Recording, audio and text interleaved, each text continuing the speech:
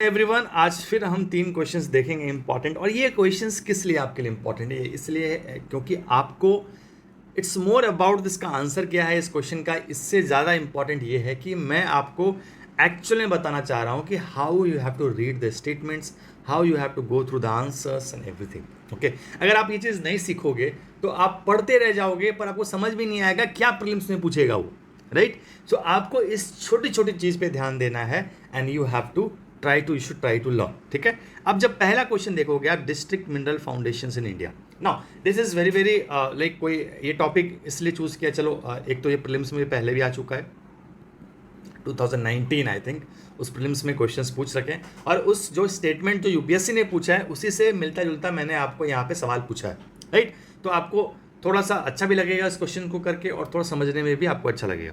Now if you see this question, सबसे पहली चीज़ जो मुझे आपसे ये जानना है कि ये जो डिस्ट्रिक्ट मिनरल फाउंडेशन है, इंपॉर्टेंट है, यूपीएससी ने भी पूछ रखा है, ये कौन बनाता है, राइट? तो पहला जो स्टेटमेंट है, it shall be set up by the central government in any district affected by the mining related operation. तो set up by the central government, ठीक है, in any district affected by the mining. तो any district, central government, और इसमें कुछ ज़्यादा नहीं है जिसको हम अब गौर कर सकते हैं। तो इस स्टेटमेंट में देखो आप कि क्या दो चीज़ें जहाँ पे गलत होने की संभावना है, पहले तो ये पकड़ो। ओके, तो इट शैल बी सेटअप, ये तो पूरा ग्रामेटिकल, इसमें तो कुछ चेंजेस होता नहीं है, right? Bye the central government, यहाँ पे चेंज हो सकता है, इन एनी डिस्ट्रिक्ट ये भी चेंज हो सकता है, और बाय माइनिंग रिलेटेड ऑपरेशन, इसमें कोई चेंजेस की गुंजाइश नहीं है। ठीक है, अब आप देखो दूसरा statement, it's major function is to, यहां तक तो कोई गुंजाइश नहीं चेंज होने की। अब ये जो फंक्शन लिख रखा है ये शायद हो या ना हो, ये जरूरी है आपको जानना, ये फंक्शन है कि नहीं इसका। तो ये पूरा का पूरा, इसके बाद ये जितना भी है इसको आपको पहचानना है, सही है या गलत है, राइट? तीसरे स्टेटमेंट में देखो आप, gram sabha has been specified for the identification for the DM beneficiaries specified for, कोई चेंजेस नहीं है, सिर्फ ये बॉडी करती है या नहीं करती है, एक वर्ड का इसमें आपको ध्यान देना है, राइट? समझ में आई? तो टोटली आप देखो तो 4 चीजें हैं जहां पे इस 3 स्टेटमेंट्स में आपको ध्यान देना है। तो कहने के लिए ये 3 स्टेटमेंट है, पर अगर सॉरी, अगर आप देखो यहाँ पे तो पहले स्टेटमेंट को सही करने के लिए 2 चीजों पर ध्यान देना पड़ेगा। तो ऐसा नहीं है, एमसीक्यूज टाइप नहीं होता जहाँ पे एक वर्ड को पहचान लिया 1 नंबर मिल गए आपके। यहाँ पे एक स्टेटमेंट में कभी कभी 2-3 वर्ड्स को भी हमें अच्छे से देखना पड़ता है, तब जाके एक स्टेटमेंट को हम सही या गलत बोलते हैं ना। आप पहला स्टेटमेंट देखो, तो आप देखो उसको मैं आपको ले जाता हूँ सोल्यूशन के इधर, एंड सोल्यूशन में जब आप देखोगे तो सबसे पहले डीएम जो सेटअप होता है वो किस एक्ट के अंदर होता है? तो minerals development regulation amendment act 2015। This is what you have to understand here, okay, कि ये एक्ट के अंदर होता है। अब इस एक्ट के अंदर की पढ़ाई तो हमें करनी पड़ेगी, ठीक है। Now coming back to your questions, first and second statement are incorrect. आपको अभी दिखा देते हैं। आप 9A सेक्शन में जाओगे, इस एक्ट के जो मैंने MMDRA एक्ट 2015 में बताया, इसमें आप देखो क्या लिखा हुआ है, in any district affected by the mining related operation, ठीक है, the state government shall by notification establish a trust as a non profit body to be called as district mineral foundation. कौन सेटअप करता है? State government. यहां पे मैंने statement क्या दिया है? सेंट्रल गवर्नमेंट, ठीक है। तो पहला स्टेटमेंट हो गया गलत। इन एनी डिस्ट्रिक्ट मिनरल फाउंडेशन, ये भी आपने देख लिया यहाँ पे, है ना, इन एनी डिस्ट्रिक्ट, राइट? तो आपका जो पहला स्टेटमेंट है वो गलत हो गया। ऑब्जेक्टिव ये जो हम सेटअप कर रहे हैं, इसका ऑब्जेक्टिव क्या है?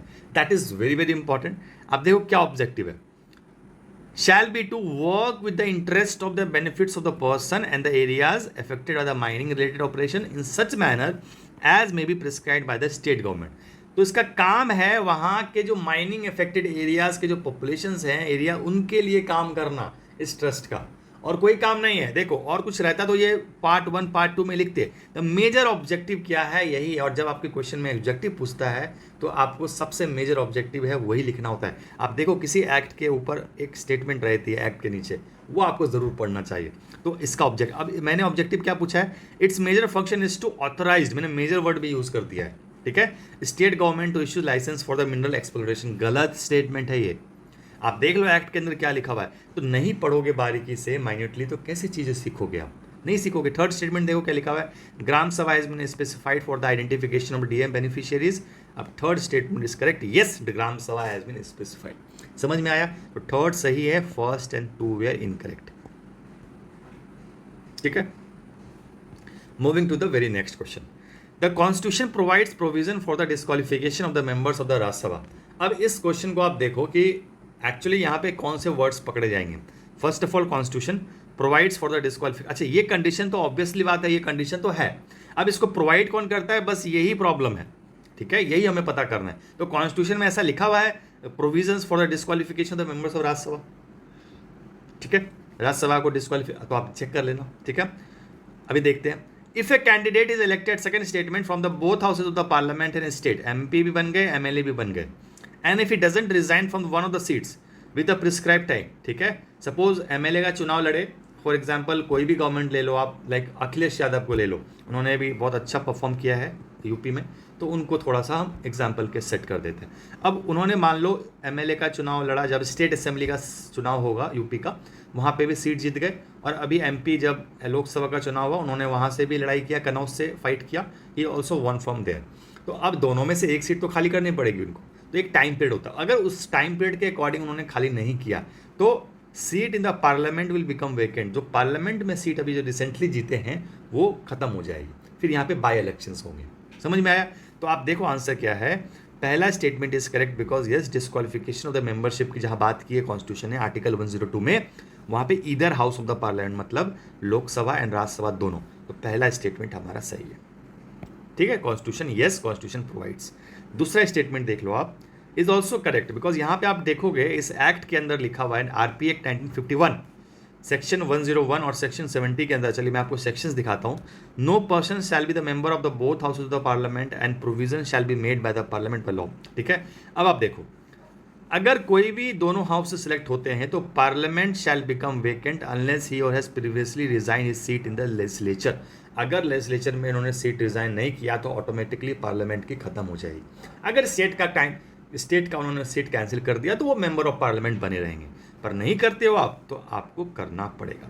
अब टाइम पीरियड कितना है देखो, यहाँ पे एक्ट में नहीं लिखा हुआ, at the expiration of such period as may be specified in the rules, ठीक है, made by the president.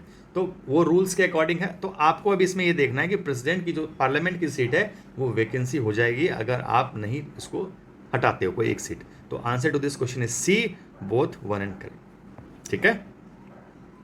Last question for today is MP LAD scheme, ठीक है। बोर मत होइए because you don't know the level of the question they are going to ask. अभी आप इस preparation में आ तो गए हो देख देख के कि आईएएस बनना है, पर क्या करना है, कैसे करना है, इसीलिए मैं आपको बार बार कहता हूँ कि आप साथ चलने की कोशिश करो। कोई ऐसे आपको चीज़ों को नहीं सिखाएगा, आप कितने बड़े से बड़े कोचिंग को पकड़ लो, नहीं सिखाएगा, ठीक है। तो this is what you have to understand. Now with reference to the funds from the member of parliament, अब देखो एमपी लेड स्कीम कब अनाउंस हुआ, and district authority shall mandatorily maintain inspection register of works carried out for the trust and societies. ये भी question UPSC में आ चुका है, not similar, तो इससे भी मिलते जुलते एक दो स्टेटमेंट मैंने इसमें डाले। थर्ड स्टेटमेंट में क्या है, MP leads funds can be used for the rehabilitation and reconstruction works in areas affected by the natural calamity of the severe nature, ठीक है। तो एमपी लेट्स जो फंड्स मिलते हैं, जो हमारे मेंबर्स ऑफ पार्लियामेंट होते हैं, उनको जो एमपी लेट्स जो फंड्स दिया जाता है वो कहाँ पे यूज़ कर सकते हैं। उन्होंने एक सेक्टर को, एक एरिया को उन्होंने मेंशन किया है, natural calamity of the severe nature declared by the government of India, वहाँ पे भी उस फंड को यूज़ कर सकते हैं। दूसरा स्टेट, तो आप देखो इसका आंसर जब देखोगे तो answer is only one incorrect, मतलब एक इनकरेक्ट है, दो करेक्ट है, राइट। तो पहला स्टेटमेंट इनकरेक्ट है बिकॉज आप इसका वो देखोगे कब ये लॉन्च हुआ है 1993 में, और 1993 में ऑब्वियस सी बात है राजीव गांधी तो नहीं थे, ठीक है। तो पहला स्टेटमेंट जो है राजीव गांधी, ये गलत है। आपको ये एक्ट भी याद रखना पड़ेगा, ऐसा मत समझिए सेंट्रल सेक्टर स्कीम 1993, ये याद रखना ज़रूरी नहीं है उतना। ये पीसीएस का मुझे नहीं पता है स्टेट लेवल एग्जाम्स के लिए, पर यूपीएससी में ये ज़रूरी नहीं है, ये ज़रूरी है, ठीक है। By the then prime minister 1993 में कौन था देख लो आप, ओके। नाउ अब आप देखोगे इसको कि second statement is also correct. अब एग्जामिनेशन में देखो ऑलरेडी आज in UPSC prelims 2020 here I have asked 4.5.4, 4.5.2 has already been asked. ये statement as it is UPSC ने पूछ रखा है सेकेंड स्टेटमेंट के फॉर्म में। 2020 का प्रीलिम्स का पेपर निकालोगे, अब आप देख लो ऐसे स्टेटमेंट्स भी यूपीएससी पूछते हैं। तो 2004.5.5 मैंने अभी आपसे पूछने की कोशिश करी है कि mandatorily maintain inspection register for the works carry out for trust, यही मैंने दिया है ना सेकंड स्टेटमेंट, डिस्ट्रिक्ट अथॉरिटी को मैंडेटरीली मेंटेन करना है, ठीक है। तो 4.5.5 जो है वो मैंने अभी पूछा है, वो सही स्टेटमेंट है। तीसरा स्टेटमेंट देख लीजिए आप, यहाँ पे आंसर देख लेते हैं हम।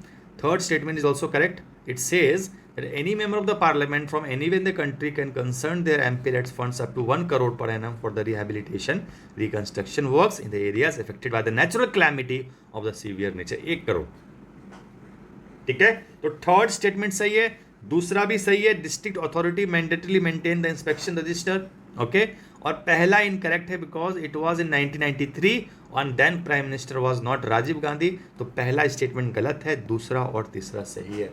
अब MPLADS आप पढ़ते, यहाँ से जो सीखा कितना डिफरेंस है आप देख लो, कहाँ पे आप लैग कर गए हो आप ये देख लो, अगर 24 का एग्जाम दे रहे हो, है ना। तो this is what you should try to understand कि बिगिनिंग से पकड़ के चलो चीज़ों को, नहीं कोई सिखाएगा ऐसे।